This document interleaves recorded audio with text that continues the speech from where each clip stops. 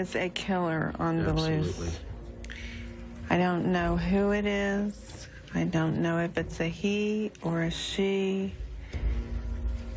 But if I were a resident of Boulder, I will tell my friends to keep your babies close to you. There's someone out there. Disclaimer. In this chapter, we will be discussing the murder of child JonBenet Ramsey. Some of the details may be upsetting or triggering for some listeners, so please don't listen if you are sensitive to this topic. This is going to be the only warning. Hello, everyone. How to start this one off? So, okay. Do you have like any warnings for... Because nobody has been charged, correct? Anyone discussed, you should say that, yeah. Fuck. Well, we can just do that right now. Because Berg absolutely loves suing people. Really? Yeah. Can they sue people in Canada? How's that work? We just have to be very careful about how we approach things, that's all. And we will be, so this is our disclaimer now. The episode's already started, but just saying, everybody discussed in this chapter is innocent until proven guilty. These are all theories, our own opinions, and total speculation. But and I think we should say nothing after the but, and listeners know what we're saying. So let's get into it. This is probably one of the most publicized and well-known true crime cases in the history of unsolved murders. If you're going to do a deep dive on the JonBenet Ramsey case, you are looking at multi-part episodes to deal with every single facet of information that's come out over the years.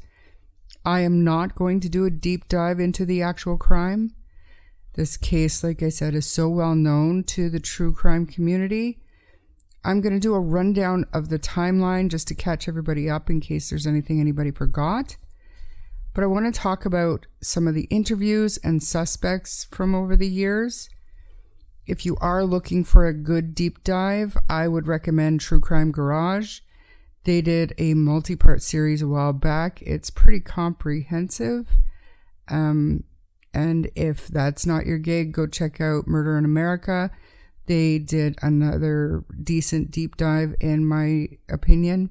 But as far as my coverage goes, let's get into it. So JonBenet Ramsey was born on August the 6th, 1990 to John and Patsy Ramsey. The Ramseys also had a son, 9-year-old Burke, at the time of the crime. They were a wealthy family living in Boulder, Colorado. John Ramsey was basically a computer executive. He had his own company. He had just been awarded the Entrepreneur of the Year award in town. But the family was well-known, well-liked. Well off. Patsy Ramsey was a former beauty queen herself. Spent a lot of time still in the pageant circuit, I guess. A lot of people made a big deal of this. I don't know what your opinion is, but JonBenet was in those pageants. I have my own opinions on it. Do I think it was connected to the crime? No, I don't. Strictly because the internet was in its infancy. There was no viral videos or anything. There was not like thousands of pedophiles watching this stuff, even though I'm sure they would go to these events. Don't get me wrong. That's what I'm saying. He could, my issue with it is that I know that people who put their kids into it don't think this way, but at the bottom line, going from a pedophile's mind, it sexualizes children. Totally. You're dressing your little girl up to look like a woman. You are perfecting their features. You're fixing their teeth. They usually have teeth plates they put in.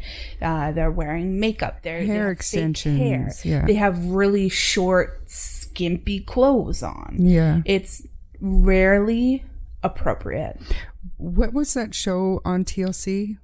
toddlers and tiaras. Yes, tiaras and yes. toddlers. Yes, and that's kind of when you get to see like the backstage, like the behind the scenes stuff of this. And that's kind of where my opinion changed a little bit, because I thought, well, you know, as a mom of 2 little girls, I never put makeup and fake hair and stuff like that on you guys. But did I think it was cute? Yeah. But also back then in my world, I wasn't aware of all of the pedophiles and the sick people out there. That wasn't something that was in the forefront of our brains back then. And you know, you were born directly after this crime, but still, I had a 4-year-old daughter at that time that was, you know, I guess I could have been dressing her up and putting makeup on her and stuff, and she was a very girly girl, but it just never occurred to me that could be dangerous. So to me, it was cute until I saw the behind the scenes stuff, and then I started questioning, okay, this is not quite right. And let's face it, going back to 1996 and 1997, like I said, the internet was just in its infancy, and there was no such thing as a viral video or a viral picture until JonBenet Ramsey. Yeah.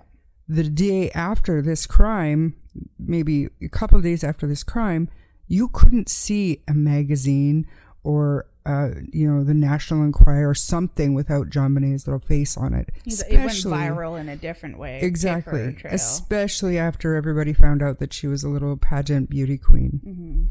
So that's just to give a little bit of context of what JonBenet's life was like. By all accounts, they had a good, solid Christian family and home life. I want to add one more thing to talking about the pageant stuff. There is conspiracies and theorizing that perhaps the brother somehow was involved, jealous, did it. And I'm thinking, usually when you're watching the pageant stuff, the one child is getting more attention, and so that could feed into motive that way, speculation. It could. I'll give my opinion later. Yeah, I mean, we're going to get into the theories and some of the suspects over the years, and some obvious ones. Yeah, and just some really troubling information. Anyways, so on December 25th, so Christmas of 1996, JonBenet, she got a bike for Christmas, and she was super excited. It was just a really great year for both the Ramsey kids. Burke would go on to say it was a really good Christmas. They all had fun. They went to a Christmas party that afternoon. They had a dinner, and they stayed at this party well into the evening, well after dark. After attending the party hosted by the family friend whose name is Fleet White, the Ramseys go home and JonBenet goes to bed. And I think it was decided that John Ramsey was telling the truth when he said that JonBenet fell asleep in the car on the way home, and he actually carried her up to bed that night. So some theories say that JonBenet snuck back downstairs at some point and fought with her brother over a piece of pineapple because there was undigested pineapple found in her stomach during autopsy. Obviously, we know that on Boxing Day, December 26th at 5:30-ish a.m., when Patsy gets up to make coffee, she discovers a 2.5-page handwritten ransom quote note. And that always bothers me, because a ransom note, I have your daughter, I want $1 million, I'll call you later, whatever it is. Yeah, it's not 2.5 pages. This was a ransom letter that Patsy found on the back stairs leading down to the kitchen. The letter basically says, and we'll go through it a little bit more in depth in a little while, but it basically says you'll withdraw $118,000 from your account. $100,000 will be in $100 bills, the remaining $18,000 in $20 bills. And I mean, strangely enough, that was almost the exact amount that John Ramsey got for a Christmas bonus that year. Yeah. The letter also said to not call the police. But in any case, Patsy calls 911. It's a well listened to 911 call. We're going to play just a short clip of it. It's not too long, the whole thing, but I don't think it's necessary to do the whole thing. We'll have it up on our Patreon, obviously. 911 emergency. Police. What's going on? 5515th Street. What's going on there, ma'am? We have a kidnapping. Hurry, please. Explain to me what's going on, okay? There's a note left and our daughter's gone. A A note was left and your daughter is gone? How old is your daughter? 6 years old. She's gone. 6 years old. How long ago was it? I don't know. I just found the note. And my daughter's Does it say who took her? What? Does it say who took her? I don't know. There's a ransom note here. It's a ransom note? It says SBTC. Victory. Please. Okay, what's your name? Are you Kathy Ramsey. I'm the mother. Oh my God. Please. Okay, I'm sending an officer over, okay? Please. Do you know how long she's been No, gone? I don't. Please, we just got out. Is she right here? Oh my God, please. Okay, Please, there's somebody. I am, honey. Please. Take a deep breath for me, Please, okay? hurry. Patsy, Patsy, Patsy, Patsy.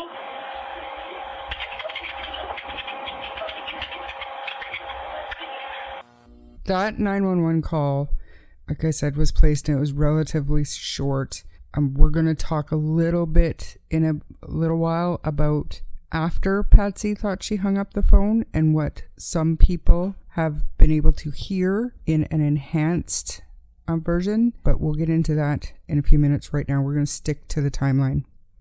So before 6 a.m., Officer Rick French arrives at the home and does a cursory search.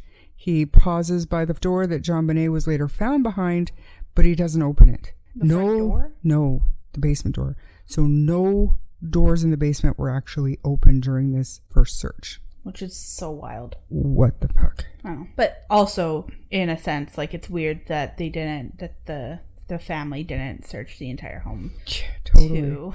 It's just weird. Everything's weird. Oh, it is. Also, in that ransom letter, the kidnappers say they were going to call between 8 and 10 a.m. with further instructions where to drop the money off, whatever. So the first detective on the scene, Linda Arndt, the time of the call comes and goes. And by the time 10 a.m. rolls around, Linda Arndt is the only officer left on scene. She has very limited homicide experience, so she ends up pulling aside John and Fleet White, who had come over to console his friends. Obviously, the stress and anxiety was rampant in the house as everybody was waiting for this phone call from the kidnapper that was supposed to happen, like I said, by 10 a.m., but the call never came. And so the detective tells John and Fleet to do a top-to-bottom search of the home. She's trying to keep them busy, but what she tells them is look for anything out of place, look for anything that could belong to JonBenet, go and have a look and see what you can find around the house. It was during that search where John and Fleet started that search in the basement, so it didn't take too long for John to open that door, and he found his daughter there in a spare room, ironically where the Christmas presents had been hidden the day before. He saw JonBenet's body. He said he opened the door and he knew exactly what he saw as soon as he saw it. He saw a white blanket wrapped around his daughter. Her hands were tied above her head. It looked like she had been strangled, and her mouth and neck were covered with duct tape. Before he picked her up, he ripped the duct tape off of her mouth, he said. He also tried to undo the knot around her wrists, but he wasn't able to do it. Her body, this is a little bit disturbing, but her body was also in rigor, so she was stiff. So when he picked her up, her arms stayed extended above her head. The way that he was carrying her almost out front of his own body seemed unpaternal to the police officer, to this Arndt detective. She made kind of a big deal of that coming up, but if your child is stiff and you're trying to get her to some help, I mean, how can you possibly relate to Judge? Do you know what I'm saying? I would, like, you would clutch your child. You'd be doing everything. Like, anything that you could. Yeah. However, I don't know that even in my panicked state, I would have tried to pick up my child who was clearly dead. Knowing that there's a police officer upstairs, crime scene, dead body. Some people, like, it's proven that they hate seeing their child like that they instantly go into, like, this panicked mode to try and make them look the way that they're supposed to. Yeah. I don't think, like, that I'd be able to touch my child because I'd be scared that would make it real. And so He did. He picked her up. He ran upstairs after letting out an inhuman scream. So everybody knew something was up, and Fleet obviously was downstairs. So they both ran upstairs with JonBenet and laid her on the floor in front of the Christmas tree. The cop came over and kneeled beside JonBenet and felt her skin, checked for signs of life. And John looked at her and said, "Is she dead?" And the cop said, "Yes, she's dead." The cop goes on in a TV interview to say that she got scared of John in that moment. Like, she checked to make sure she still had her gun because she was so terrified of this man in that moment. Which, what? And what cop, retired or not, goes on national TV and says that shit about an unsolved case? Like, is it because he, like, rushed her? Like, to say, like, is she dead? Like, what's going on? Or something like that? Like, Like, I don't know. I don't know. I think, to me, it sounds reasonable for a father to ask the professional on site, is she dead? And the professional says yes. Like, what was John's reaction that scared her so badly that she felt the need to check and make sure she still had her gun? I could see him, like, literally, like, almost, like, charging, like, her, like... No, they like, were both on their knees on either side of JonBenet's little body. There was no, That's weird. It was, and unethical, in my opinion, retired or not. It totally helped steer the investigation to go askew. Anyways, back to the timeline, and so unfortunate that the crime scene was not blocked off. They were allowed to call in friends. Their pastor was there. Like I said, family, friends. There were people traipsing through the house. Yeah, just completely ruined any So John, in his mind, he's laid JonBenet down. The officer told him, yes, she's dead. Now John doesn't want Patsy to see JonBenet like that, so he grabs a blanket from off the couch and puts it over top of her. Now you've got contamination on the actual body. Yeah. Let alone what was just contaminated by bringing her upstairs even. And then further, he puts a Colorado Avalanche jersey over top of that. So now she's got 2 layers of things not connected to the crime, contaminating any physical evidence that can be found on her body, physical trace evidence, anything that can be found on her body. Yeah. And in any case, Patsy comes in the room because she hears the commotion. And do you think anybody can stop her from looking at her daughter? No. So of course, Patsy goes over there, takes the blanket off of her, touches her face. She's wailing, leaning over her daughter's body. And the pastor is standing right there and starts, they can't remember exactly, but they think he started reading last rites type thing and praying over the little girl. So, I mean, just hearing that, you know that this is a complete chaotic shit show. Nobody secured the crime scene at all. And there's still only one officer. Like right here, you can tell that things have been moved, right? This used to be over here. Yeah. To be, obviously it was pulled upwards. Yeah. And yeah, so Bree right now is looking at crime scene photos. I haven't decided yet if I'm going to include the autopsy photos on our Patreon, but I certainly will include the house photos. Yeah. But I don't see a benefit in, and the only reason I have these is because of something we're going to get into shortly here. I really want Bree to see something that we're going to talk about. It really comes down to, if people want to see that level, it's like, okay, go and they're out there. Yeah, you just they're go out and there. grab them. I personally don't think we'll put that on. No, I Patreon. don't think it's right. Nope. No, if you want to see them, they're out there. Go find them. I'm not even going to tell you where to look, but Yeah, you can just find go them. look. Okay, and for much of the day, this same kind of crime scene contamination is going on with people in and out. Obviously, more officers come. At some point, they are told they're going to have to leave the house. It's a crime scene. But by that point, there's so many people in there, including victim advocates, investigators, you name it. It took somebody, and I don't have the exact person's name, it took somebody to go in there and say, whoa, okay, let's clear this place out. This is an active crime scene. You guys all have to go. What is going on here? So Fleet White and his wife took Burke with them. Burke supposedly was in bed this whole time, too scared to get up to see what was happening.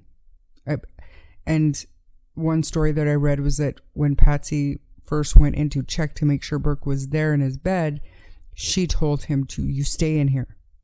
I will come and get you when you're allowed to get up. Again, like, that to me is weird. Mm-hmm. I wouldn't want to leave my child in a room by themselves after my child got taken supposedly from their room. Mm-hmm. And then also, I just feel like that's far-fetched. That's just my opinion. Mm-hmm. It's weird. It's weird. That's what it comes down to. It's weird. Mm-hmm. So it took until about 10:45 p.m. for the coroner team to come in and actually remove the girl's body from the house. It only took them very few minutes to basically determine that, yes, this child is dead, but then they remove the child and take them to the medical examiner's office, and that happened at about 10:45 p.m. on the 26th.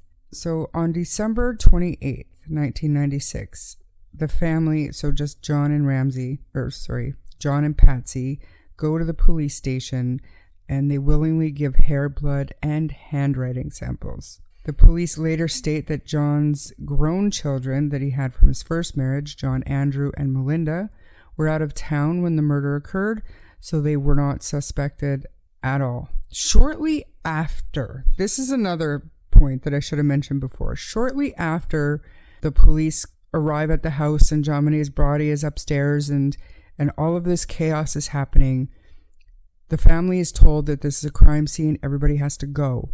John calls his pilot, because he has a private plane, and he decides he's going to take his wife and Burke to Atlanta. This is where they're originally from, and this is where his grown children live. So they're going to go to Atlanta. A lot of people looked at that as John's way of making a clean getaway. It was too soon. They hadn't talked to the police yet, blah, blah, blah. And John said, I just wanted to go home. I just wanted to have my family safe. Again, it is sketchy. It doesn't sound good. It probably didn't look good for the police. But how can you possibly relate? If you had all the money and a private jet, I mean, I can't even relate to speculate what I would do or say. I feel like I could speculate to say that I definitely would not do that. I can. But, like, I'm just one person. As a man, as a protector, as a provider. Yeah, whatever. I don't know. But in any case, on the 29th, the family does end up flying to Atlanta. On December 31st, JonBenet's funeral is held, and she's buried in Marietta, Georgia. That's right in Atlanta. And she's buried right next to her older half-sister, Elizabeth, who died in a tragic car accident in 92. There are about 200 people at the ceremony. And then right after the funeral, JonBenet's parents give a 45-minute-long interview to CNN, where they were staying, obviously, with some of their family. While the Boulder police had been reassuring the community that there wasn't a murderer on the run, Patsy said on television, there is a killer on the loose. This is what we listened to in the opening. It is heart-wrenching. Yeah, protect your children or whatever she said there. Keep your children close to you. Yeah. The anguish on her face is real. It's real. So on January 2nd of 1997, a team of 5 detectives from Boulder fly to Atlanta. The investigators were shocked that the Ramseys granted the TV interview with CNN since they claimed to be too emotional to talk to the police. The next day, detectives revealed that the ransom note was written from inside the house. They found a paper pad that is identical, and they later determined to be the same paper pad that was used to write the note. Subsequently, John and Patsy returned to Boulder without Burke. Where did they find that pad? Just kind of on the other side of the kitchen or something. It was in the house. It was a regular notepad that they used quite often. I remember this because it's like, and I remember seeing what people were saying, and I agree with them. Like, what, did the person have time to, like, go and sit at the kitchen table and write out a friggin' couple pages? And I mean, I do have my own idea and theory about that I will get into. But another really fishy part of it. To John's work? No. Oh. There were also reports, like news comes out, and these are leaks by the police, that there may have been a practice note. Yeah, I remember that. Right? So supposedly there's evidence that the person that wrote the ransom note first practiced it on another piece of paper from the same pad. Weren't R's changed and stuff like that? The way that they would do their R's and stuff? Changed like throughout the letter? Yeah. Yeah. Because they were trying to hide how they wrote. It looked to me like somebody was going between all caps and lowercase. To try and trick. I don't know if there was that much thought put into it. There's two schools of thought in this. Like it's either calculated and diabolically written, or it's taking quotes from movies that this individual may have seen recently. Or it's a mixture of the two, is what I'm thinking. Could if be. it was maybe like more internal, the way my mind goes is they're doing the things that they know of and that they can think of, but they don't know everything, and that's why it gets a little messy sometimes. Mm-hmm. I don't know. So by March 7th, handwriting analysis eliminated John, but not Patsy. They're 100% sure that John did not write that ransom note, but say there is a chance that Patsy may have. So in March of 97, police searched a home in Michigan that the Ramseys also owned. They were looking for unrehearsed handwriting samples to see if Patsy could have wrote that note. Because if you bring somebody in and they know you're trying to compare handwriting, they're still going to be disguising their handwriting. So they wanted something that they knew that the Ramseys hadn't had access to since the crime. So they went to this second home that they owned in Michigan to look for unrehearsed handwriting samples. And can we add that Patsy could have done it, is kind of how you phrased it, but we've come pretty far, and obviously specialists and stuff have now looked at it, and they say that it is highly likely that she wrote it. Those people have went out and said that. If you search for those specialists, they say that. Some of them do, and some of them say the opposite. I haven't found ones that don't, so that's fair. Okay. So April 3rd, it takes until April 3rd for them to start testing any DNA. And by April 19th, John and Patsy officially become the prime suspects. In fact, the Boulder District Attorney, Alex Hunter, comes out and says publicly, obviously the focus is on these two people right here. So again, not only is the police department focusing in on the Ramseys and not looking for anything outside of that, but now the public has been told by the district attorney that these are the prime suspects. Patsy gives an interrogation on April 30th that lasts for 6.5 hours. Formal interviews are conducted with John for 2 hours. These new statements replace the initial ones made right after the murder. On May 2nd, 1997, John and Patsy speak to the local press, including a station called 9 News. That's a local station. During this interview, though, John is asked straight out if JonBenet was being sexually molested by him. And John called those the most hurtful innuendos, and Patsy says, "I'm appalled that anyone would think John or I could be involved in such a hideous and heinous crime. But let me assure you, I did not kill JonBenet." Mm-hmm.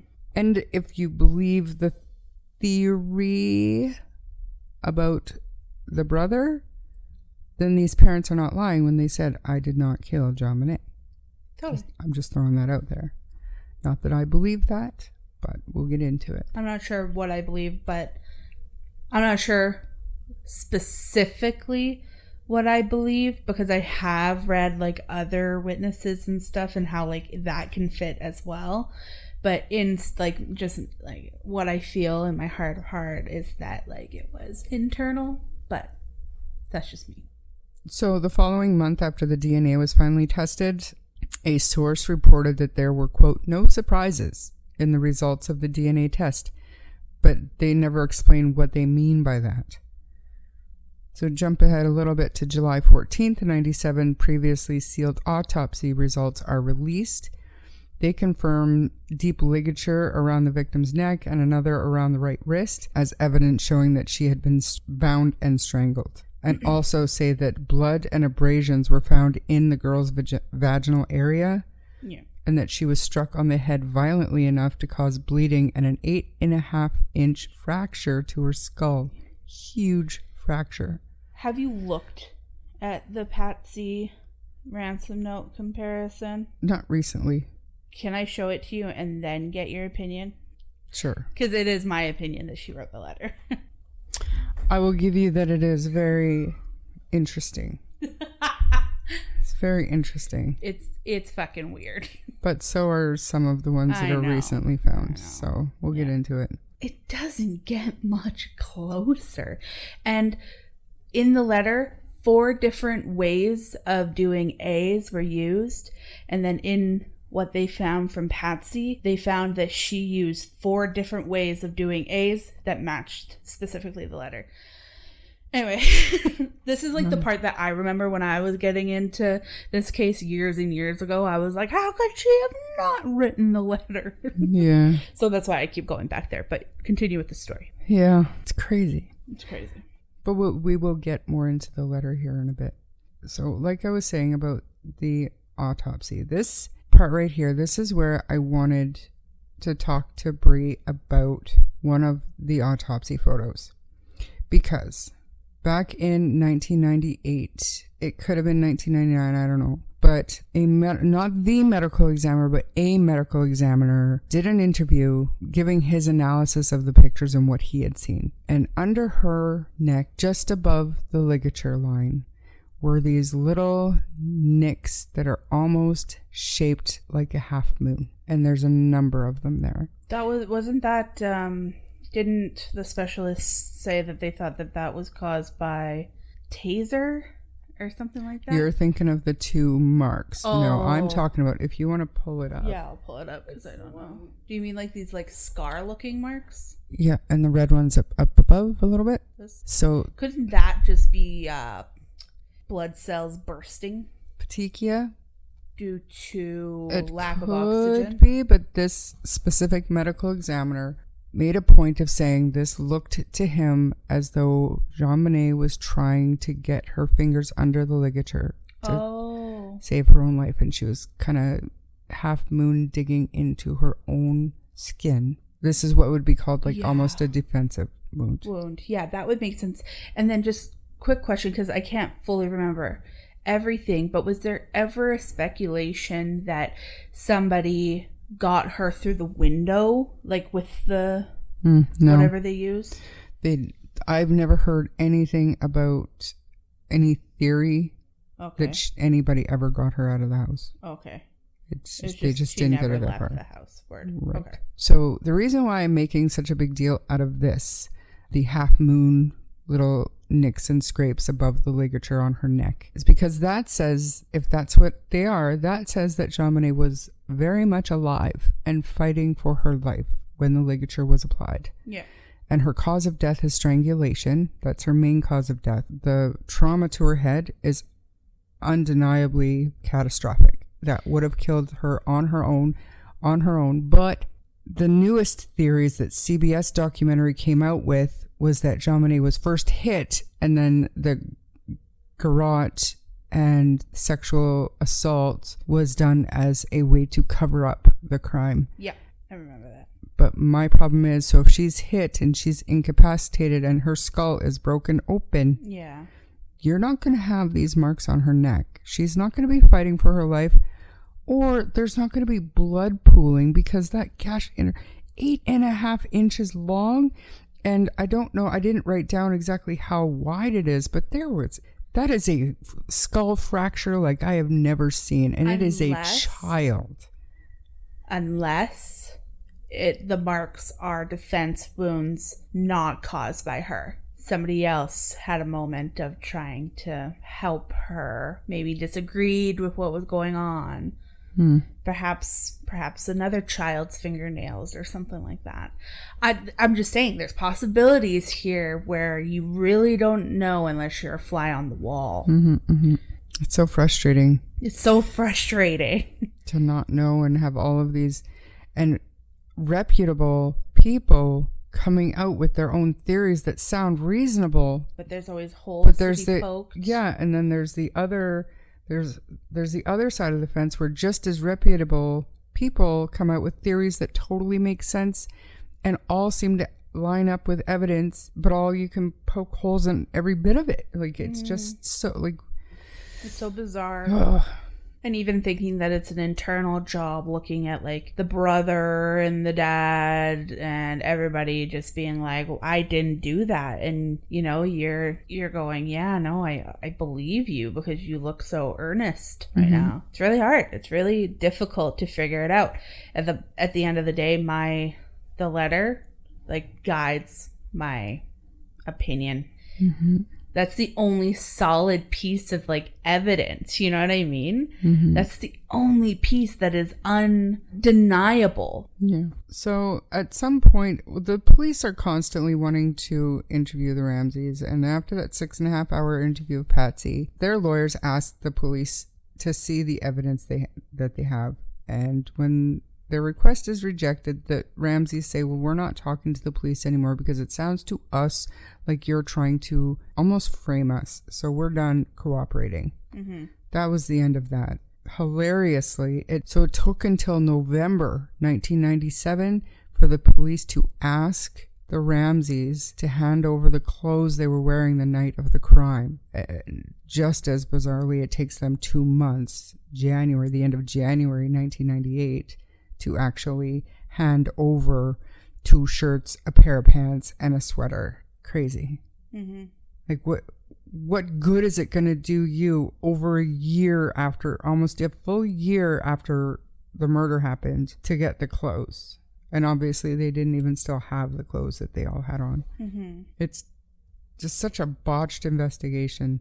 So in March of 1998, investigators formally called for a grand jury investigation since 15 months had already passed since the murder. The case's lead investigator, Mark Beckner, said that there are significant results from all of the 1,058 pieces of evidence that were taken from the home, but no details about any of the evidence was ever shared. So on June 10th, 11th, and 12th of 1998, JonBenet's older brother Burke, who was 9 at the time, like we said before, he was the only one other than the parents known to be in the house that night, is finally questioned for the first time. And by the time they're questioning him, he's older. He's 11. Nobody gets to see those interrogations until Burke decides to give Dr. Phil an interview years down the road. And I believe that was just a few years ago. We do talk about that a little bit here shortly. August 6, 1998, Detective Steve Thomas writes an 8-page resignation letter saying that the DA's office has crippled the case since elements have been thoroughly compromised. The governor, Roy Romer, inquires as to whether he needs to step in, and eventually he does. Steve Thomas has always been the loudest voice of believing that the Ramseys were guilty. He was one of the lead investigators, and he helped steer the investigation towards the Ramseys. And almost to a fault, they had blinders on. Yeah. So originally, obviously, we know that the Ramseys had said Burke was asleep the morning that his sister was discovered missing and murdered. He ended up saying that he didn't wake up until after the police arrived, but we talked about this before, that the 911 tape had been enhanced a few years later, and supposedly that's Burke's voice that we can hear in the background. You gotta have headphones on and you gotta have your volume up, but I'm in the I don't fucking know what to think camp on that 911 call, because I mean, I can hear it. I can hear the part they're not accusing, but supposedly that John says. I can hear Patsy with the help me Jesus.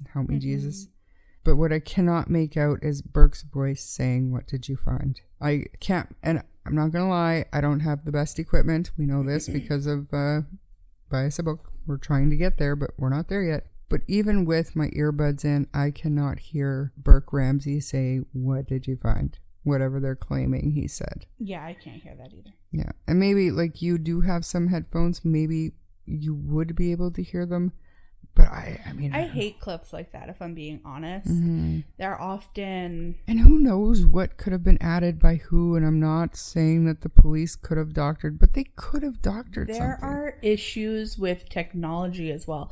Once things start getting fuzzy and speckled and stuff, words and stuff can come out of that weren't there. And I think that's been proven time and time again on like ghost hunting channels and stuff like that things can come through and it's like, that sounded like this, and then when you're focusing on certain words you find that it forms somehow.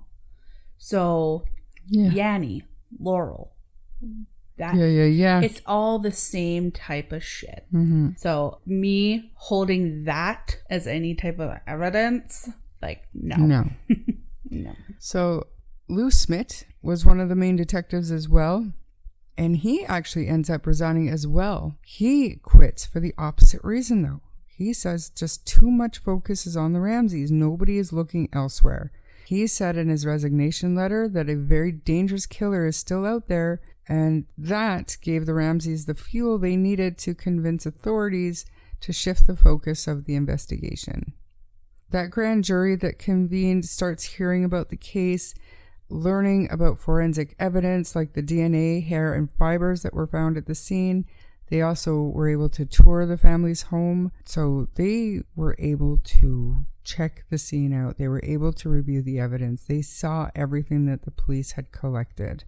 Over a year later, on May 19th, 1999, Burke Ramsey, who would have been 12 years old at that time, is questioned by the grand jury, and he's officially declared a witness and not a suspect. So I had mentioned this interview before with Detective Arndt.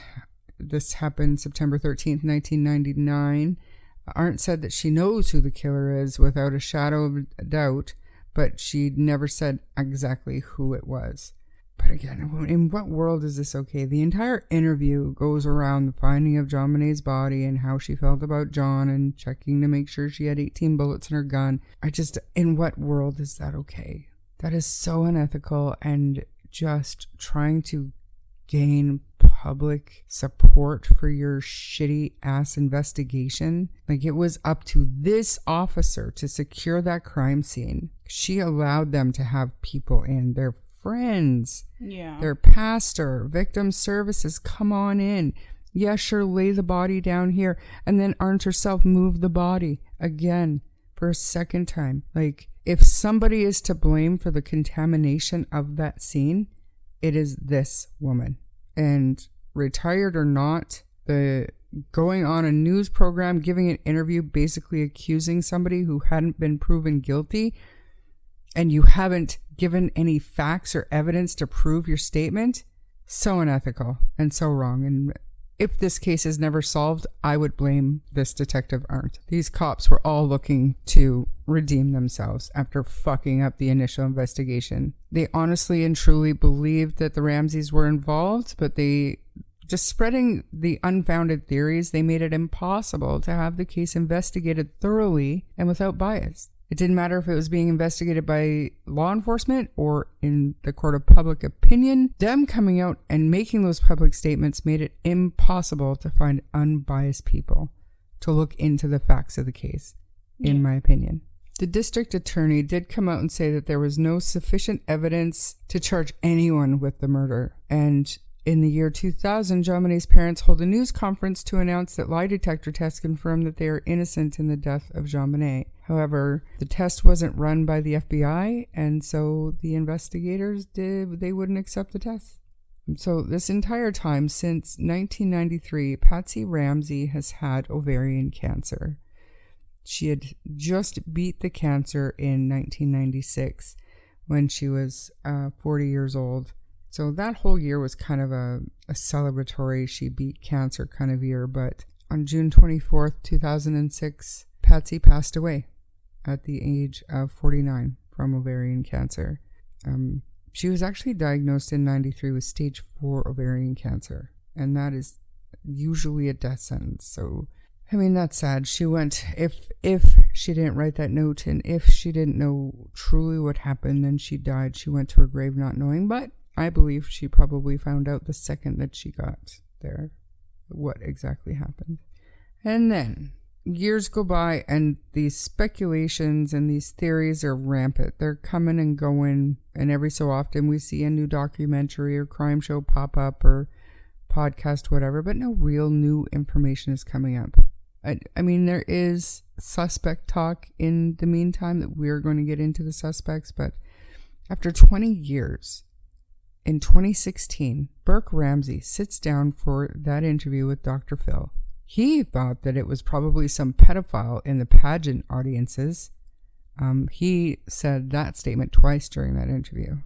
So that's what he thought. Yeah. And if it's an outside job, I think so as well. The person went to that and likely went to visuals. Before we get into the Burke Ramsey, Dr. Phil thing, I should probably say that back in 1999, the Colorado grand jury voted to indict the Ramseys on child endangerment and obstruction of a murder investigation. But the prosecutor felt that the evidence didn't meet beyond a reasonable doubt standard, and he declined to prosecute.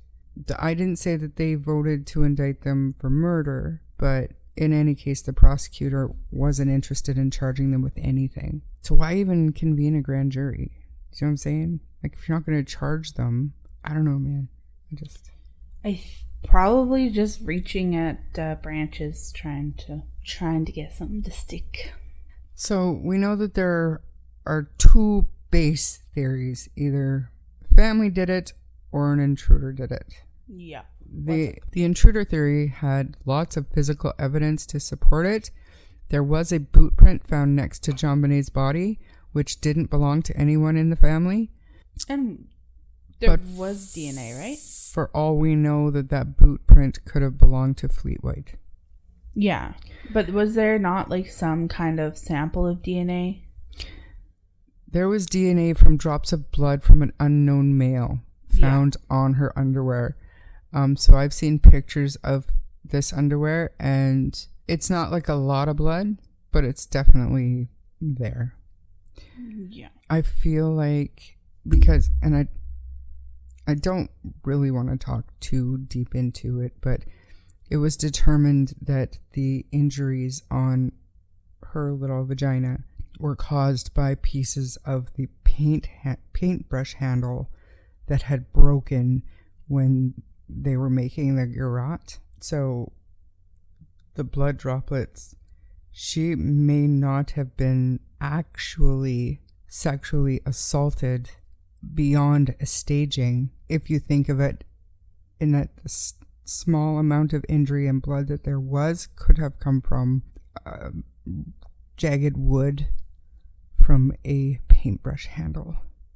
You know what I mean? Like, I don't want to get in, because that's not good to, I don't want to think about it. But there was no evidence of sexual penetration. Yeah. Right? So just the inner wall of her labia had an injury and inflammation. And in my mind, not that I think about it, but in my mind, finding out that she had been sexually assaulted with broken pieces of that paintbrush handle that had been used to create the garrote, that would explain those injuries without saying that, oh, this pedophile intruder sexually assaulted her with a paintbrush handle. But it could also be both. No reason for him to do that close to that area. Doesn't really make much sense. And I know for a fact that y'all were taking photos in like 96, 97, because like there's baby photos and stuff out there. Even of my sister, there's baby photos of her back in 93 and stuff. Are we saying that nobody ever got like a photo of the crowd at these freaking... I'll get into that, because yeah, they did.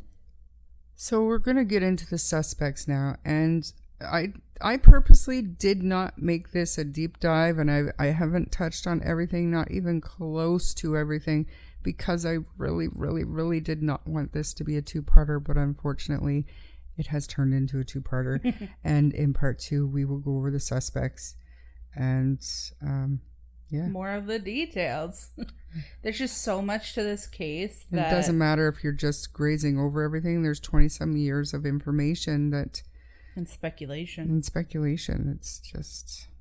It's a never-ending story, sadly. Mm-hmm. If you enjoyed this episode, please subscribe to the podcast and share with your friends. If you don't mind giving us a 5-star rating, it will help our show grow. You can also find us on Facebook and YouTube at True Crime Story Podcast, where the discussion can continue. If you wish to contact us, you may do so via email at truecrimestorypod@gmail.com. You can also check out our Patreon and buy me a coffee in the link below. I'm Bree. And I'm Char. And we'll see you in part 2. Bye.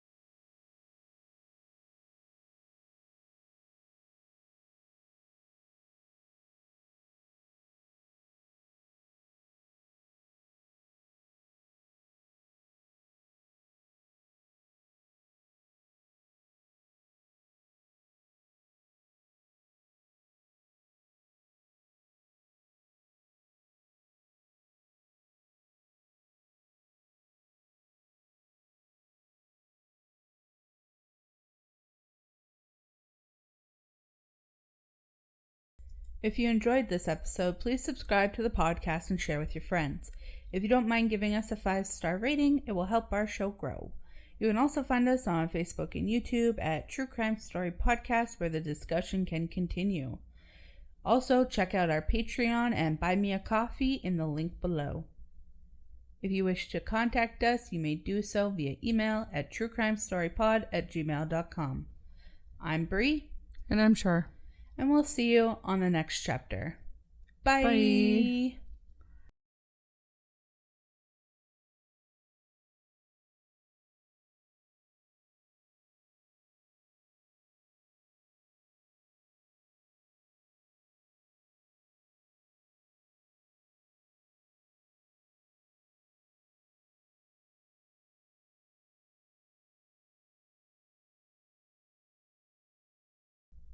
So we're going to get into the suspects now, and I purposely did not make this a deep dive, and I haven't touched on everything, not even close to everything, because I really did not want this to be a two-parter, but unfortunately it has turned into a two-parter. And in part 2 we will go over the suspects and more of the details. There's just so much to this case that it doesn't matter if you're just grazing over everything. There's 20-some years of information and speculation. It's just... It's a never-ending story, sadly. Mm-hmm. If you enjoyed this episode, please subscribe to the podcast and share with your friends. If you don't mind giving us a 5-star rating, it will help our show grow. You can also find us on Facebook and YouTube at True Crime Story Podcast, where the discussion can continue. If you wish to contact us, you may do so via email at truecrimestorypod@gmail.com. You can also check out our Patreon and Buy Me a Coffee in the link below. I'm Bree. And I'm Char. And we'll see you in the next chapter. Bye. Bye. AKA part 2. Maybe should I say that? And we'll see you on part 2.